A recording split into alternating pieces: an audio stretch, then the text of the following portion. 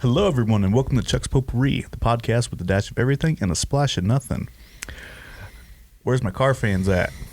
NASCAR, F1, drag racing, regular cars, trucks, vans, SUVs, whatever you like. We've got it today. I want to introduce my guest. He's a big car fan, NASCAR fan. Known him for quite a few years now, maybe too many. So, Mr. Aaron Kroom in the house. Thank you for joining. Thanks for having me. Yeah, I appreciate it. So, do you want to tell our viewers a little bit about yourself? How long you've been into cars and NASCAR in general? Let me start off by saying I'm Aaron. I'm 37 years old, married to my beautiful wife, Erica, at home. Also, I have a beautiful daughter, Madeline, if you guys are listening. She's a firecracker. When she wants to be. Basically, I have been a NASCAR fan ever since I was a little kid. Mm-hmm. I would say probably since, I want to say late 90s, probably 98, 99 is when I started watching, kind of following. It all started pretty much I think it started with my grandpa.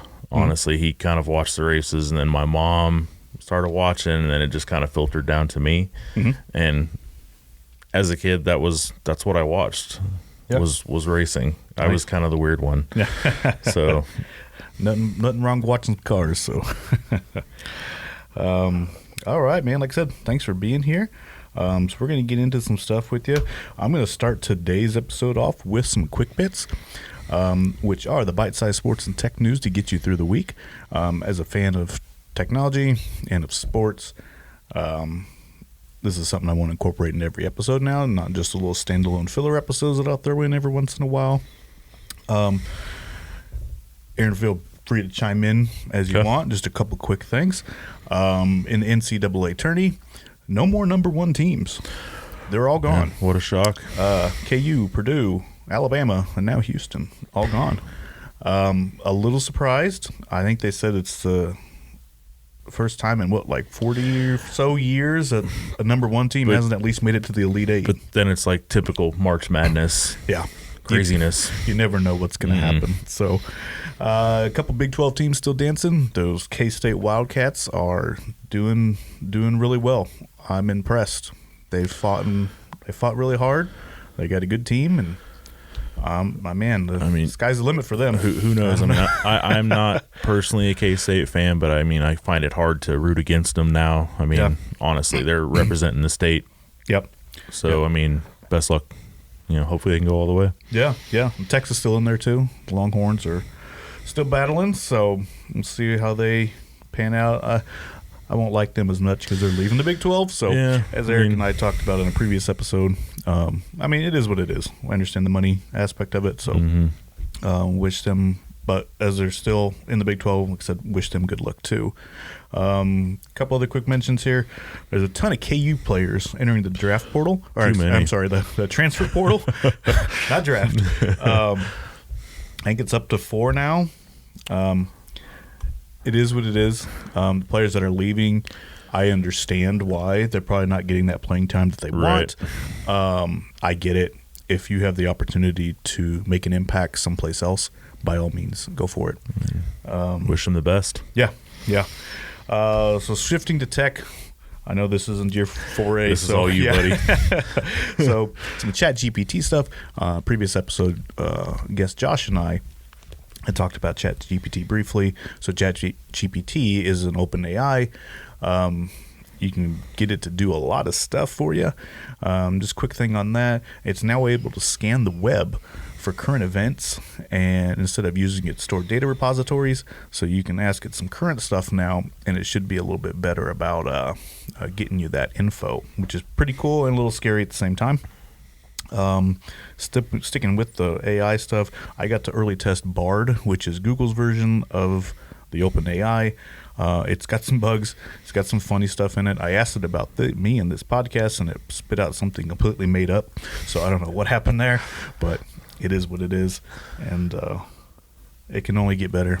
Google stuff's usually pretty good, so hopefully in the long haul, there'll be a contender to the ChatGPT. So, all right, enough with that stuff. Let's get to the reason why the NASCAR fans are here and the car fans are here. Hopefully. Yeah. So, we're going to jump into our first topic here. Who is your favorite NASCAR driver, past or present? And we'll start with that one. Well, currently, I don't really have a favorite driver. Okay. Because my favorite driver was Jimmy Johnson, or Jimmy as John. Jim John, as some people come to know him by. He actually retired at the end of the 2020 season, so it's been a couple years. He's kind of doing some select races here or there, but he's not running for a championship anymore. I mean, I guess 7 championships is enough. So, but yeah, I just haven't really picked a new driver yet. I'm sure I will eventually, but I don't know. That's about it. Yeah. So how about okay. So for me, and so I'm one of those, I like to call myself a fair weather NASCAR fan. Right. I'll watch some NASCAR. I won't watch some NASCAR. It goes in spurts for me. Like there's some years I'll watch a lot of races, and then there's other years where I don't watch any. Okay. I try still to keep up with it. My wife isn't a fan of it. If I ever have NASCAR on, she'll just say, "You're watching cars drive in circles." Yes. And you know, as we all know, there's so much more to it than that. But at the same time, from a visual standpoint, that's what you First see. impressions. Yeah. You're like, I don't want to watch cars go in circles. Exactly. So I get it. So I guess going back to what you said earlier, my grandpa also had NASCAR. So my grandpa was up in Mayetta, Kansas. Okay. So they were right next to the Thunder Hill Thunder Speedway. Hill, yeah. So we would always hear the cars from over there. We'd pop by over there, Oh, that's watch awesome. some races. It was a lot of fun. So that's kind of what got me into like the racing aspect of it.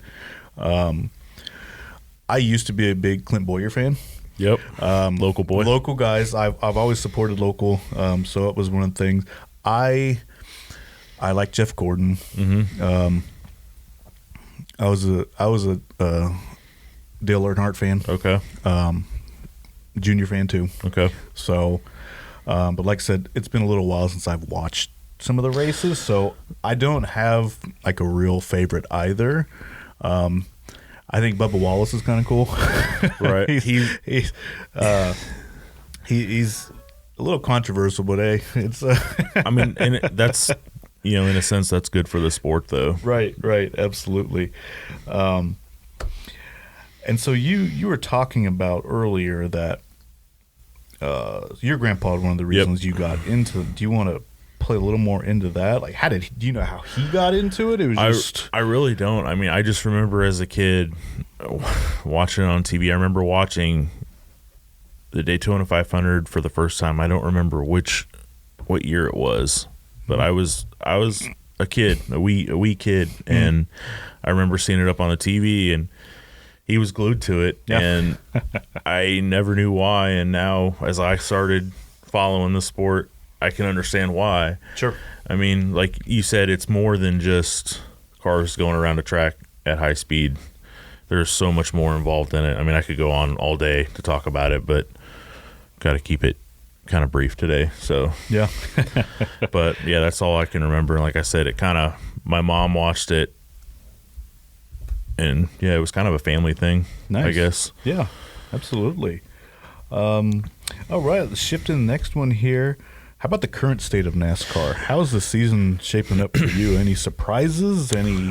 Well, we're only 5 races in, so it's very early to really kind of to pick a championship favorite per se. Sure. William Byron has won 2 out of the first 5 races. He won 2 in a row at Las Vegas and Phoenix. So, I mean, if you were to pick anybody or say anybody's kind of hot right now, it's probably William Byron. Yeah. But as far as to predictions, you really don't really get a sense until we get to the summer months. So you get about halfway, which is usually around the 4th of July. Right. So then you could kind of see, okay, this guy looks good. This guy's struggling. You just don't really know until then. The current state, I mean, it's good to, when you watch it on TV, to see people in the stands. Right. Absolutely. Because, as recent as, 5 years ago, they were struggling to put butts in the seats. Yeah. And NASCAR they said we need to do something. Mm-hmm. So they changed the cars. They took downforce away from the cars to make the cars harder to drive, so there'd be more passing, which equals better racing. Right. And I'll tell you what, since Daytona in February of this year, they've been sellouts. You see people in the stands, which is good. That means the sport is healthy, it's growing. The sky's the limit. Yeah. So they just need to don't take any steps backwards. Right. Always move forward. So yeah. Get in the seats and get a beer in their hands. It equals it equals more money. Yeah. More money equals better everything, right? Yep. So any other predictions for the rest of the season then?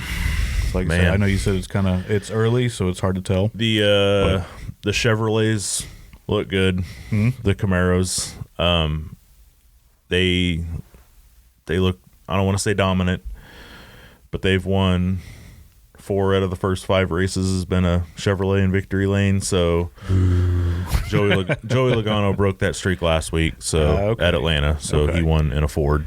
So we'll see. Like I said, it's way too early to try and predict what's going to happen, because anything and everything will happen. Yeah.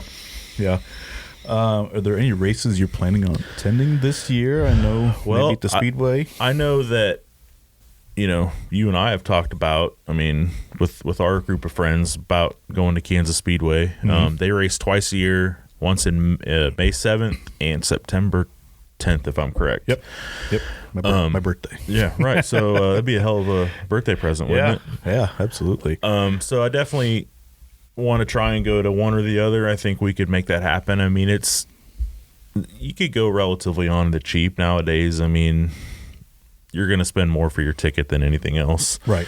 So, since you can take a cooler in with you and everything, so that right there will save you some bucks. Absolutely.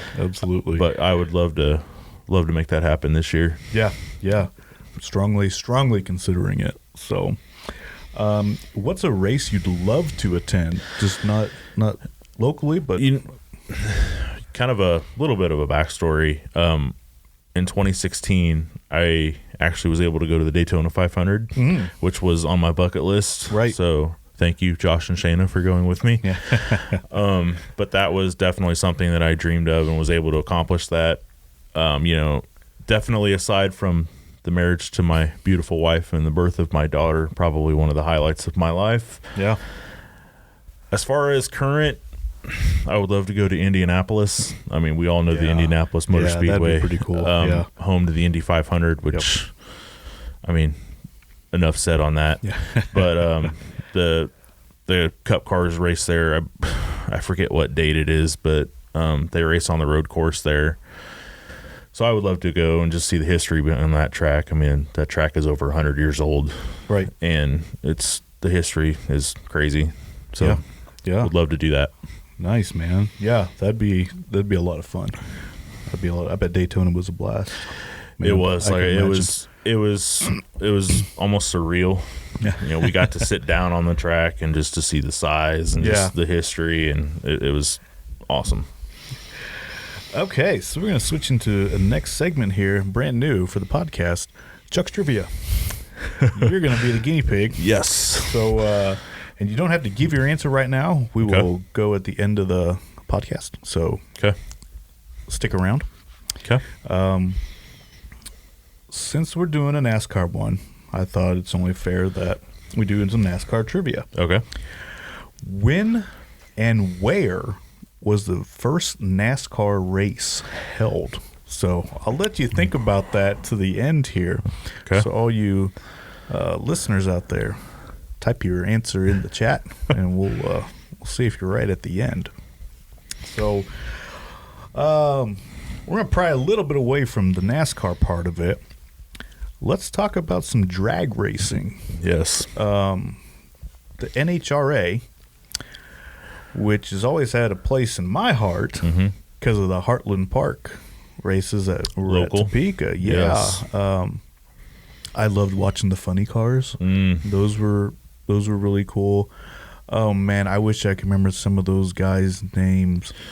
John Force. He's still racing to this day too, if you can believe it. John's been around for so long. Still racing. I think his daughter races. Is Ashley? Ashley used to. Okay. And then Courtney also raced, and then he's got a third daughter, Brittany, that races in the top fuel class. Oh wow. So just continuing on with that Force legacy. Yeah. Yeah. So I always remember he was always my favorite. He's a character too. He is funny in his interviews, and he tells it like it is. Yeah. So definitely no nonsense type of guy. How about you? Did you have any favorites? Was Force one of your top? Definitely Force was up there. Yeah. You know, I don't really. I only was able to go to Heartland Park as a kid, so I don't really remember too much. I don't think I really had a favorite driver. I remember the sheer speed and the power of the cars. I remember, you know, as the cars, we had pit passes and all that stuff. So the cars would start up, I mean, your clothes would vibrate because of all of the power. I mean, those engines produce upwards of 10,000 horsepower. Yeah.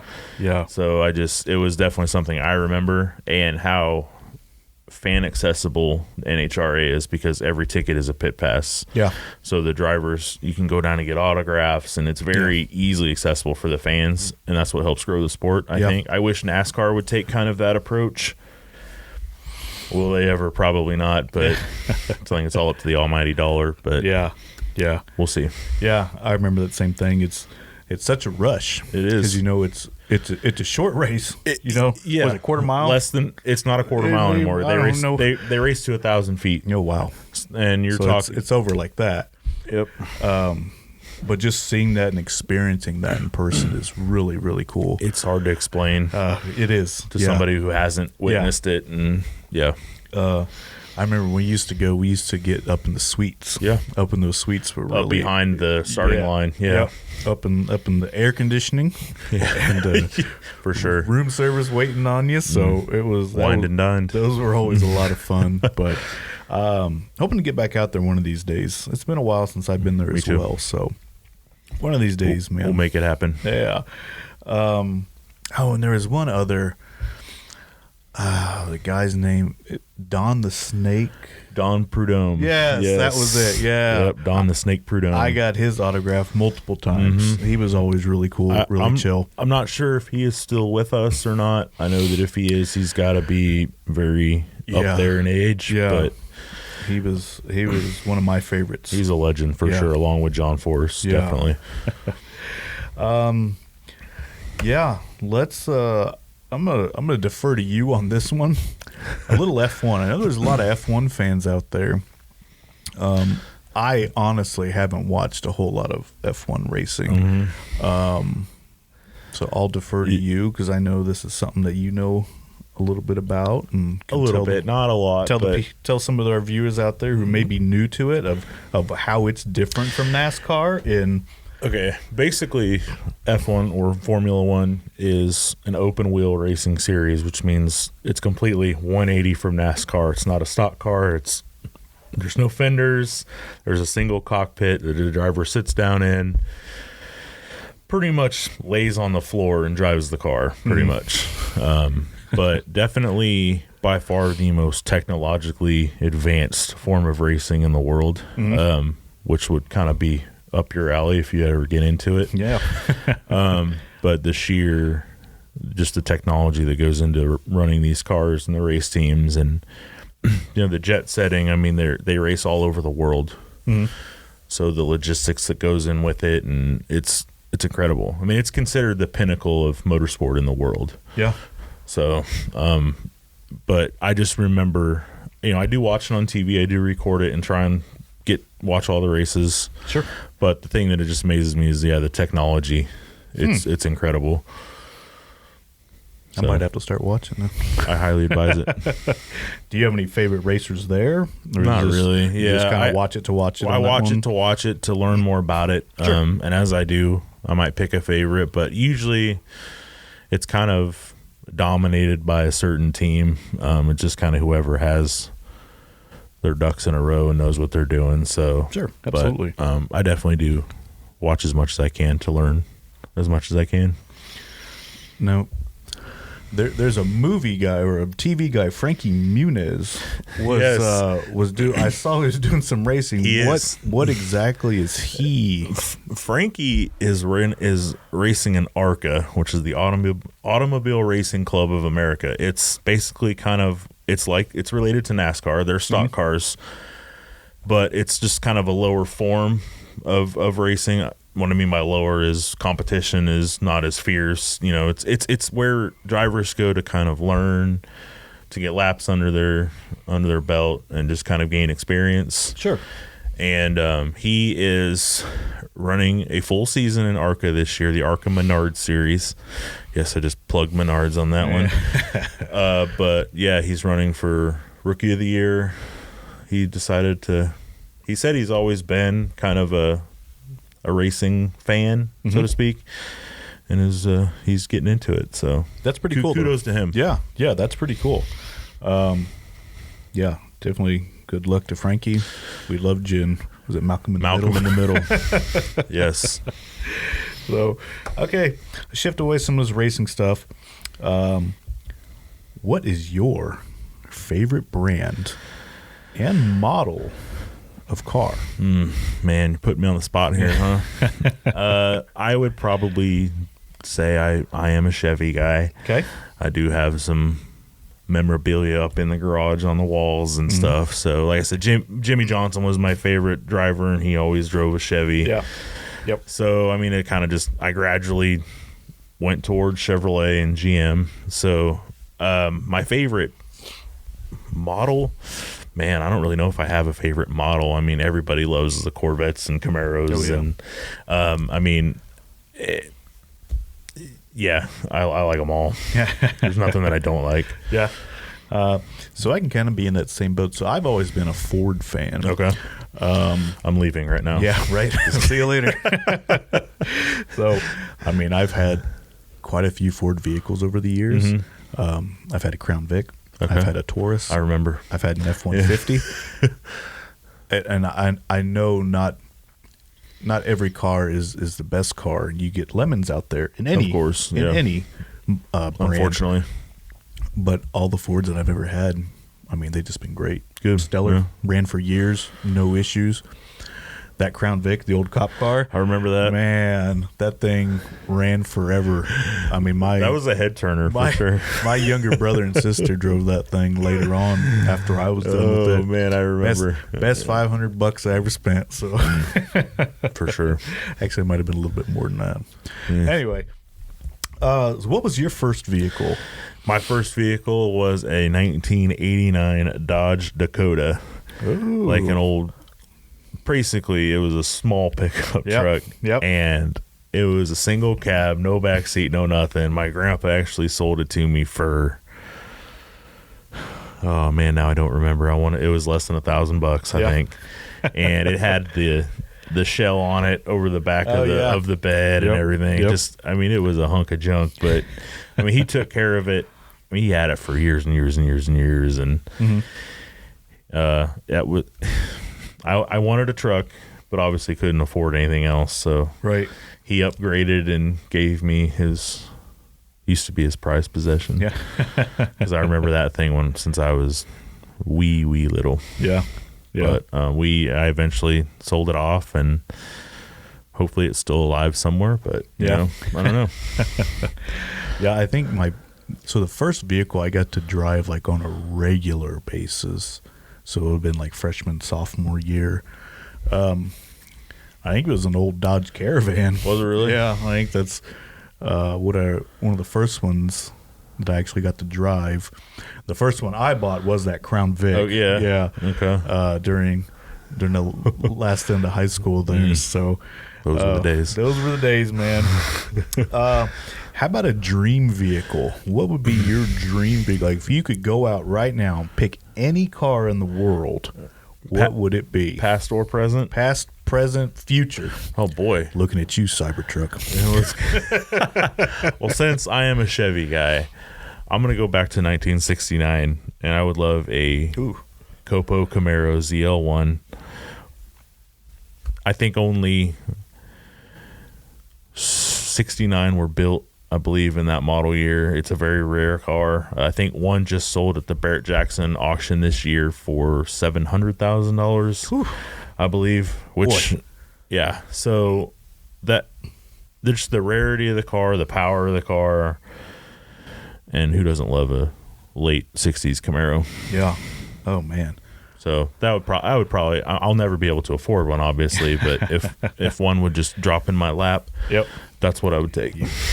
You wouldn't send it away, is what you're saying. Not in a million years. Yeah, some of those older cars, man,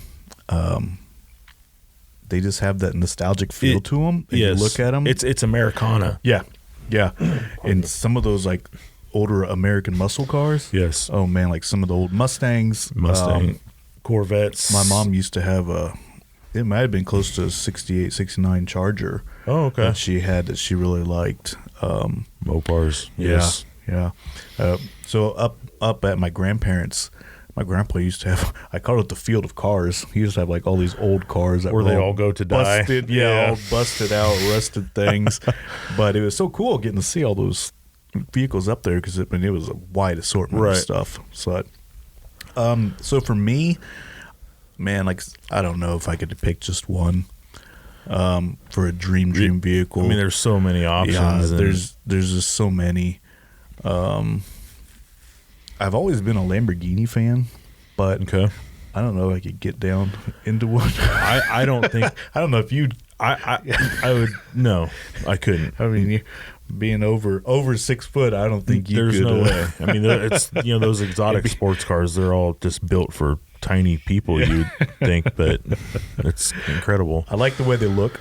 Oh, they look cool. The look, the performance, but I got to be able to fit in it. I feel some of those Corvettes get me look a little on the low side too. So I'm like, you almost like have to have a truck if you're me because it's the only thing I'm going to fit in. Yeah. Okay, so that's going to do it for our topics. So let's jump back into that trivia. Oh man. Any guesses?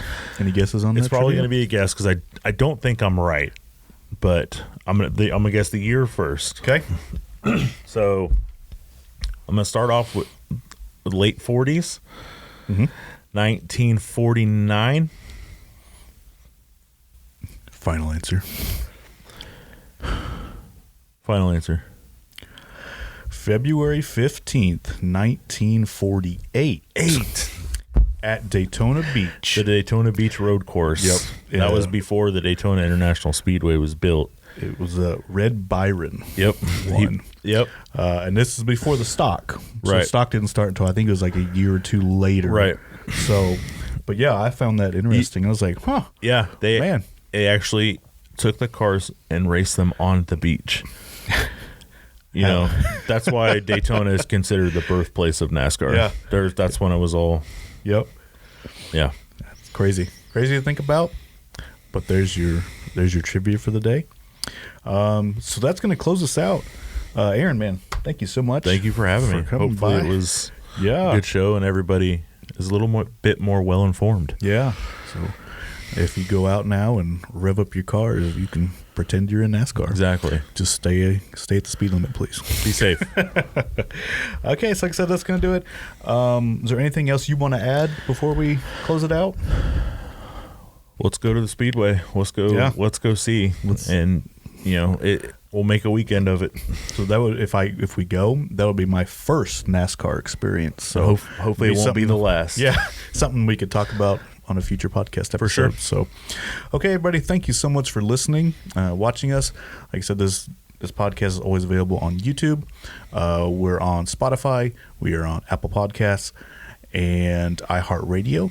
So go over there, give us a listen. And thank you so much for listening. As always, questions, comments, concerns, please drop a comment. shoot me an email, and we'll see you in the next episode. Thanks, guys.